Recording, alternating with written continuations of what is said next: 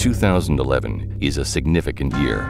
It marks both the 10th anniversary of the War on Terror, our war on terror, and the 40th anniversary of the War on Drugs. Total war against dangerous drugs. These wars have shaped America's criminal justice system. Arraigned for trying to blow up that jet. They've changed our perceptions of freedom and security. Marijuana. Let's legalize it. And not surprisingly, they've been the subject of primetime television's highest-rated dramas.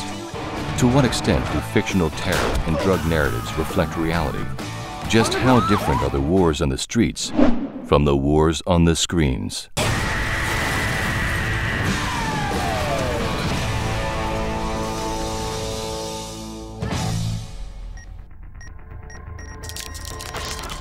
This video is the first in a two-part series that will examine the war on terror and war on drugs.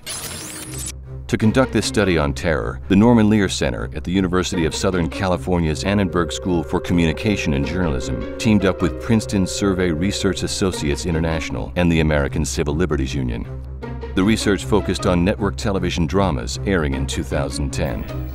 Among the highest rated, these 8 programs were analyzed using a total of 24 different episodes depicting the war on terror. Look what we have here. From analyzing 145 configured variables and over 800 subvariables, the Lear Center has 4 main findings. This is what they found.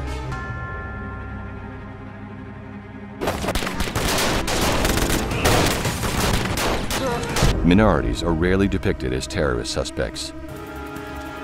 To be defined as a suspect, a character had to have at least 3 lines of dialogue. Extras who never speak didn't count. So this guy? You think that's gonna stop us? I'm no murderer. I'm a Muslim soldier. Terrorist suspect. This woman? Not a terrorist suspect. There were 21 characters suspected of terrorism. 1 was black. I'm not taking a plea.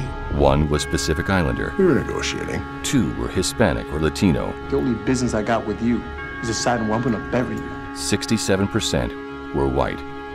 God to hell. This includes Justin Bieber, and only 3 terror suspects were Arab, Middle Eastern, or Muslim. I will start cutting pieces from your body. Of these terrorists, 62% were U.S. citizens or residents. 29% were foreign nationals.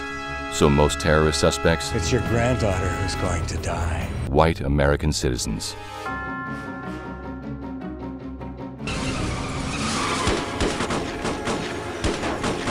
The American legal and judicial process is rarely depicted. There were 11 cases of aggressive entry.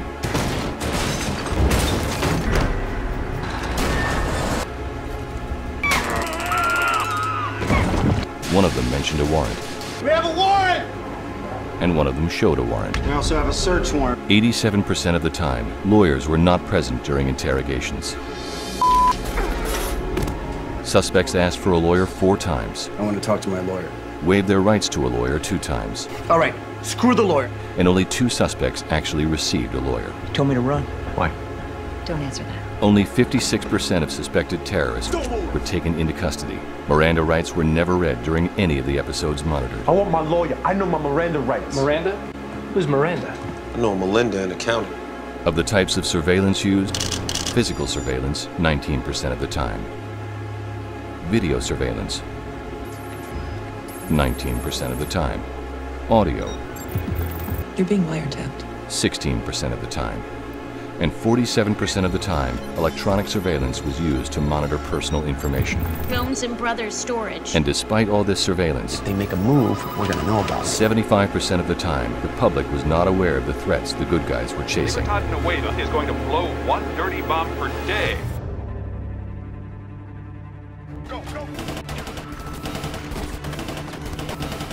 Military force and government violence are depicted as legal, but often ineffective. I'll take care of it. On your dying day. Back in the day, crime shows wrapped up nicely with a satisfying guilty verdict. All right, book him. Oh, Leon! Today, high ratings demand showing the tireless, ingenious investigation of the crime. What am I? Chopped liver? And intense and exciting pursuit of the criminal. There was only one suspect taken to trial. We find the defendant guilty of murder. Take him out. We're everywhere. The message is coming. Explosions and battles get higher ratings than the justice system. Although no characters described any of these government actions as illegal, more than 1 of 3 government responses was ineffective or dangerous. A third of the time, crimes were not prevented, villains were not captured.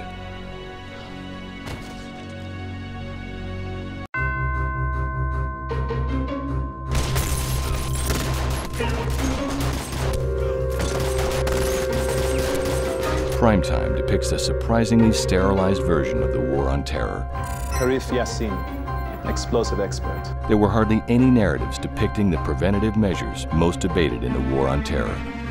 Despite 51% of Americans supporting racial profiling at airports, you were talking about racial profiling. Not one single person was racially profiled in these episodes. Despite 63% of the American public supporting the use of aggressive interrogation tactics to get information, there was only one depiction of government actors doing this, and one doing this. Stop screwing with me! But when Jack Bauer did this, start talking to me! He was technically a rogue, non-governmental actor, so it wasn't coded. What many people imagine is happening in the real War on Terror isn't happening in the imagined War on Terror on TV. In this world, the good guys have a really hard time fighting terrorism. In this world, government is either really effective at fighting terrorism, killed Osama bin Laden, or just plain lucky. But sources say the crudely built device could not have caused a large-scale explosion. So sometimes TV reflects reality, and sometimes it refracts it. Of course, Hollywood's job is to entertain, not inform.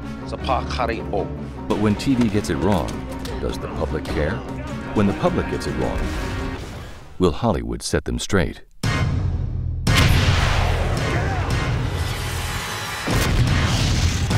Guess there's always next season to find out.